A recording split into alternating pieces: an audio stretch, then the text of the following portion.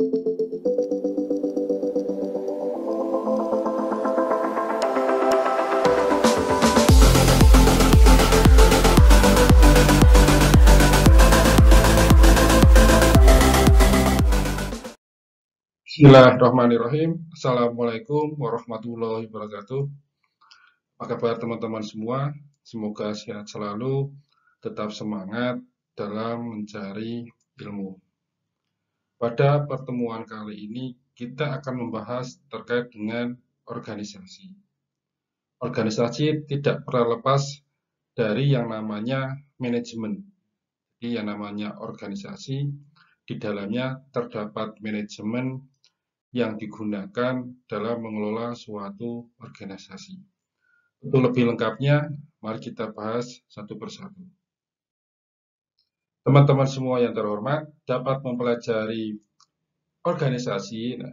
Ada di buku saya yang berjudul Pengantar Manajemen Penerapan pada Industri Perbankan, itu ada di bab 2. Silakan teman-teman bisa buka di situ, bisa dipelajari. Tapi bagi teman-teman yang mungkin tidak punya buku terkait dengan buku pengantar manajemen, maka kita akan bahas di sini bersama-sama.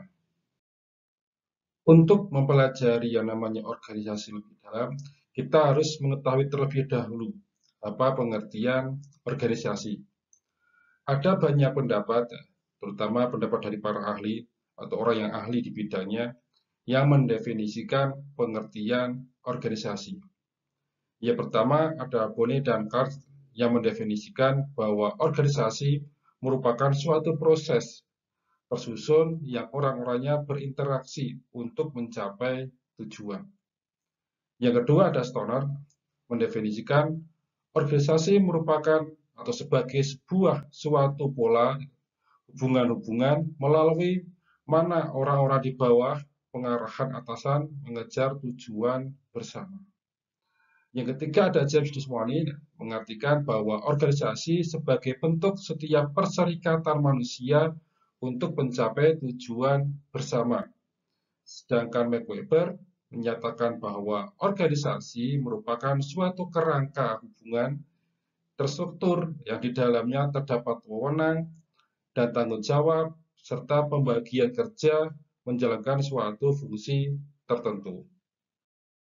Sedangkan di buku saya, di buku Pengantar Manajemen halaman 19, organisasi memiliki arti sekelompok orang yang terbentuk dalam satu kesatuan dengan pembagian tugas, posisi, dan tanggung jawab yang telah ditentukan untuk mencapai tujuan. Jadi dari beberapa pengertian tadi, kita dapat menyimpulkan bahwa yang namanya organisasi adalah sejumlah individu, sekelompok orang yang terdiri dari beberapa kesatuan, memiliki tugas, memiliki kewenangan, berada dalam posisi yang sesuai dengan keahliannya, serta memiliki tanggung jawab untuk mencapai tujuan yang telah ditentukan. Itu adalah pengertian dari organisasi. Berdasarkan definisi organisasi mencakup 3 elemen yang perlu kita ketahui. Yang pertama adalah terkait dengan interaksi manusia, di mana interaksi manusia dalam suatu organisasi terdiri dari sekelompok orang yang bergabung dalam struktur.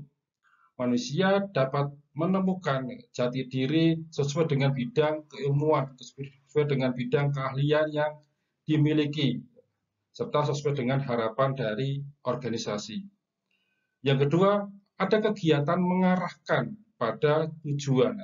Yang namanya kegiatan mengarahkan pada tujuan merupakan proses memberikan arahan pada manajemen agar dapat berjalan baik ketika organisasi telah menetapkan tujuan. Sedangkan yang ketiga, terkait dengan struktur, merupakan struktur yang disusun. Untuk apa? Untuk memudahkan kegiatan anggota organisasi. Dengan struktur yang jelas, setiap orang yang berada di organisasi, dia tahu harus bertanggung jawab kepada siapa, atau dia dapat menerima arahan dari siapa. Maka struktur organisasi harus dibuat secara jelas. Organisasi dibagi menjadi 2 jenis. Yang pertama ada organisasi formal, Sedangkan yang kedua ada organisasi informal. Menurut Basu Swasta dan Ibnu Sukoco mendefinisikan organisasi formal sebagai sebuah organisasi yang merupakan sistem tugas, hubungan wewenang, tanggung jawab, dan pertanggungjawaban yang dirancang oleh manajemen agar pekerjaan dapat dilakukan. Sedangkan yang kedua, pengertian dari organisasi informal merupakan suatu jaringan hubungan pribadi dan sosial yang mungkin tidak dilakukan atas dasar wewenang formal, komunikasi yang terjalin membuat hubungan dalam organisasi melebihi hubungan kerja. Artinya, ketika organisasi informal itu terkait dengan organisasi yang mungkin ditemukan dalam kehidupan bermasyarakat, tidak ada kegiatan yang resmi atau mungkin tidak terstruktur dengan jelas, ada seperti itu. Tapi juga yang namanya organisasi informal juga terstruktur dengan jelas, karena yang namanya sebuah organisasi pasti akan memiliki struktur. Sebuah contoh terkait dengan organisasi formal, ada universitas, di mana dalam suatu universitas puncak tertinggi atau struktur yang tertinggi itu ada rektor. Di bawahnya ada para dekan yang membantu. Nah, di sini ada sebuah contoh. Di bawah rektor ada dekan Fakultas Ekonomi dan Bisnis, ada dekan FUD, ada dekan FTK.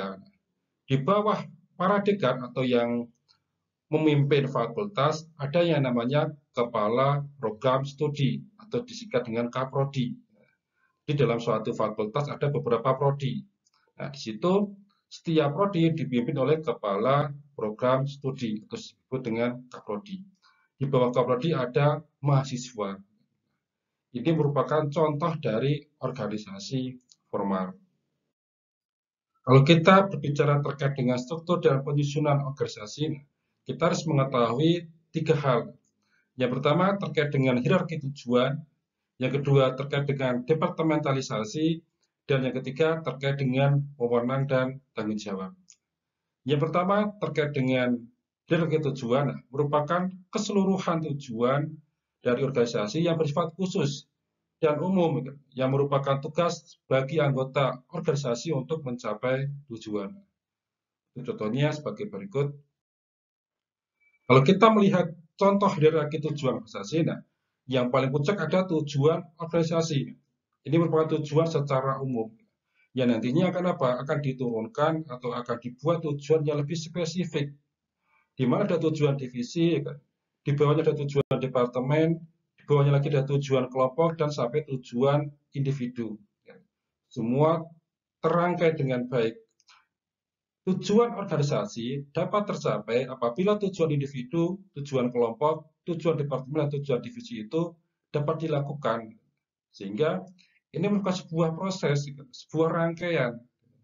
Tidak mungkin yang namanya tujuan organisasi bisa tercapai kalau tujuan-tujuan di bawahnya juga tidak tercapai. Maka seorang manajer harus bisa memberikan pengarahan, bisa mengawasi di setiap divisi ada di bawahnya, atau setiap departemennya di bawahnya, atau setiap bidang di bawahnya untuk melaksanakan tujuan sesuai dengan yang telah ditetapkan. Yang kedua ada departementalisasi, merupakan pembentukan struktur organisasi dimulai dengan menganalisa kegiatan utama organisasi. Sehingga nanti kita bisa menyusun beberapa bidang yang ada di dalam organisasi. Sebagai contoh, ada kegiatan bisnis yang terdiri dari pemasaran, produksi, dan distribusi. Yang ketiga ada wewenang dan tanggung jawab, di mana sebuah wewenang itu dimiliki oleh anggota organisasi untuk melakukan suatu tindakan. Sedangkan tanggung jawab adalah sebuah tugas yang diberikan dan harus diselesaikan oleh setiap anggota organisasi. Ini merupakan struktur dan penyusunan organisasi harus diketahui oleh masing-masing orang yang akan melaksanakan kegiatan organisasi. Bentuk dari struktur organisasi bisa dibedakan menjadi 5. Yang pertama ada organisasi garis.